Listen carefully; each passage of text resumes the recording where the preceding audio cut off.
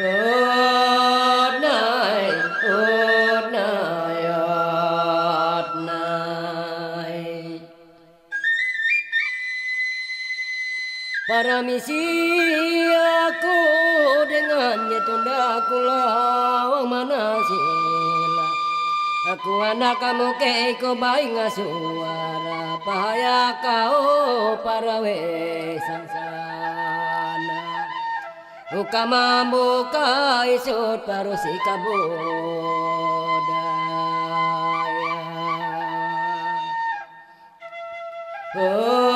Odnai, odnai, odnai. Kakanung bang lakuang kayu ara paru si kulu zaman elu.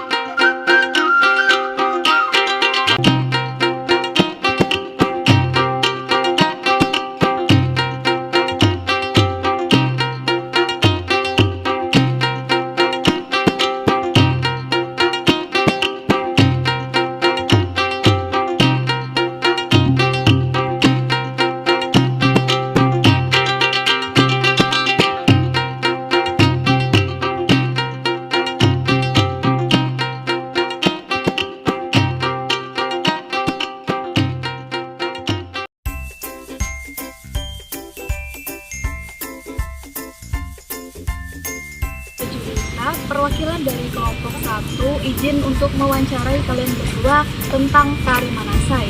Untuk pertanyaan yang pertama adalah apa yang melambangkan tari Manasai? Baik, di sini saya akan menjawab. Tari Manasai melambangkan keberanian, kekuatan, persatuan, dan semangat perjuangan suku Dayak Ngaju. Tarian ini juga sering dianggap sebagai simbol perlawanan terhadap musuh atau penjajah, serta sebagai ungkapan syukur dan solidaritas dalam bermasyarakat.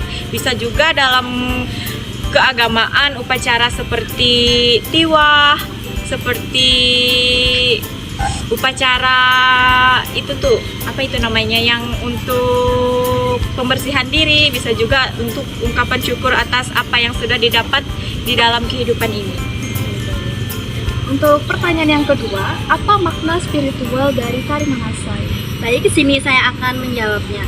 Secara spiritual, tari Manasai dipercaya sebagai sarana untuk menghubungkan penari dengan roh leluhur, keharingan, dan memohon perlindungan atau keberuntungan. Tarian ini juga memiliki unsur ritual untuk membersihkan energi negatif, memperkuat jiwa, dan menjaga keharmonisan antara manusia dan alam. Untuk pertanyaan yang ketiga, cerita atau mitologi apa yang tergantung dalam tari Manasai? Tari Manasai terinspirasi dari legenda pahlawan Manasai, seorang tokoh Dayak Ngaju yang dikenal dengan keberaniannya melawan penjajah Belanda pada abad ke-19. Cerita mitologinya menceritakan tentang perjuangan Manasai dalam mempertahankan tanah air, yang kemudian diabadikan dalam tarian sebagai bentuk penghormatan dan inspirasi bagi generasi muda. Yang keempat, bagaimana urutan gerakan tari Manasai? Gerakannya itu yang awalnya itu gerakan basic saja dan kreasi aja sih, dan gerakan intinya itu seperti melompat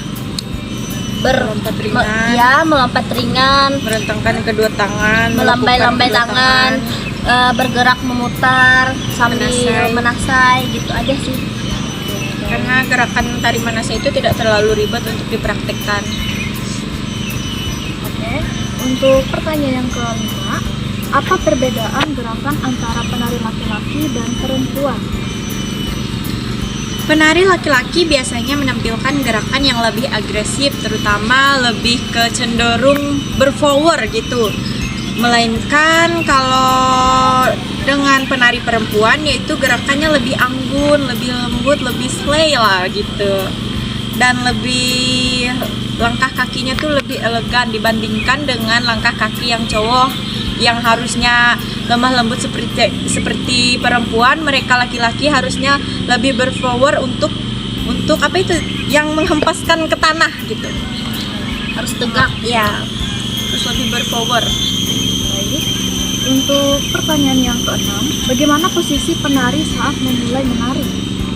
Posisinya biasanya penari itu merunduk ke bawah gitu. Untuk mengucapkan salam. Iya, untuk biasanya. mengucapkan salam. Baru itu Pada harus- awal tarian, penari berdiri tegak dengan kaki rapat, tangan di sisi tubuh dan pandangan lurus ke depan. Itu biasanya Sudah ada yang termasuk ke intinya. sudah ke inti. Ya. Itu biasanya ada yang merunduk, ada yang tegak ke depan kayak gitu. Untuk pertanyaan yang ketujuh, apa saja properti yang digunakan dalam tari Manasai?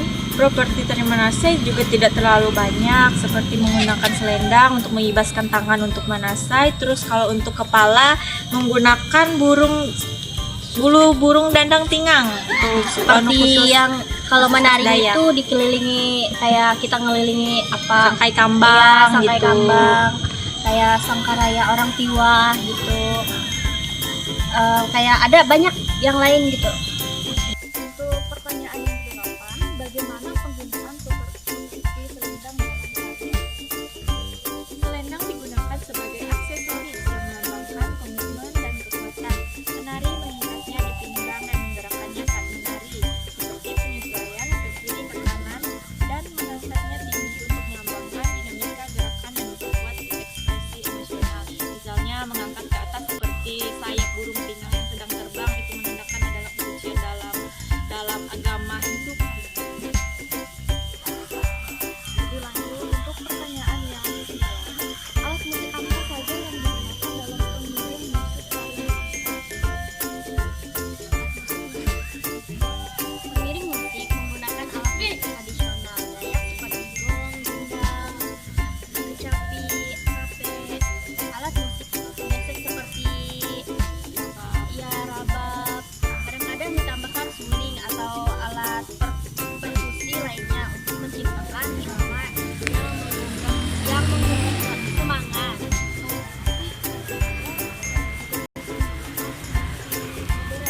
Ya bisa tergantung lagi gimana tari Manasainya. Untuk gerakan awal tari Manasai bisa digunakan dengan musik kreasi yang dari YouTube yang dibuat dengan aplikasi. Ya, seperti kami yang mempraktekkannya dengan musik kreasi dari YouTube. Lanjut untuk pertanyaan yang ke-10, siapa pencipta lagu pengiring tari Manasai? Lagu pengiring menari Manasai diciptakan oleh seniman lokal Dayak Ngaju dengan atribusi kepada kolektor tradisional seperti Ujang Janting atau seniman anonim yang generasi lama. Lagu ini sering dikembangkan secara kolektif dalam komunitas. Lanjut lagi untuk pertanyaan yang ke-11, dalam acara apa saja tari Manasai biasanya ditampilkan? Tari Manasai biasanya ditampilkan dalam upacara adat seperti tiwa, upacara pemakaman, pernikahan, festival budaya, atau acara penyambutan tamu penting di era modern. Jika sering digunakan dalam hiburan seni dan pariwisata budaya. Lanjut untuk pertanyaan yang ke-12, mengapa tari Manasai bisa dilakukan oleh semua kalangan? Tari Manasai ini sebenarnya sederhana dan tidak memerlukan keterampilan khusus tinggi sehingga bisa dilakukan oleh semua kalangan, anak-anak, remaja, usia tua ataupun kita sendiri yang masih muda. Jadi gerakan-gerakan yang tidak seperti kata saya tadi di pertanyaan yang beberapa di atas, itu tuh gerakan tari Manasai itu juga tidak perlu ribet-ribet karena cuma menggerakkan menggerakkan bisa. tangan, semua orang bisa. Untuk pertanyaan yang ke-13, apa fungsi tari Manasai dalam masyarakat Dayak Ngaju? Dalam masyarakat Dayak Ngaju, tari Manasai berfungsi sebagai sarana pendidikan nilai-nilai budaya, keberanian, solidaritas, dan penghormatan terhadap leluhur.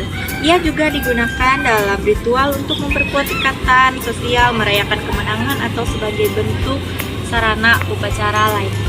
Oke, jadi ini pertanyaan terakhir, yaitu pertanyaan 14. mengapa tari Manasai perlu dilestarikan?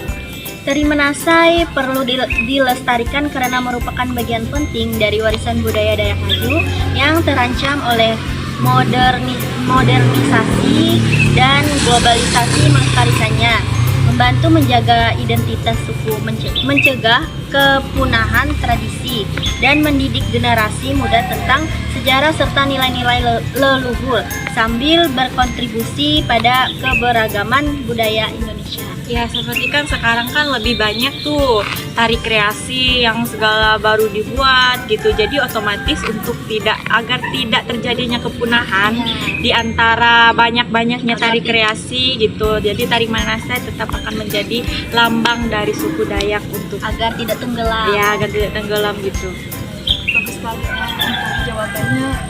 Terima kasih banyak sudah meluangkan waktu agar saya bisa mewawancarai kalian berdua. Jadi sekian, saya pamit undur diri. Terima kasih.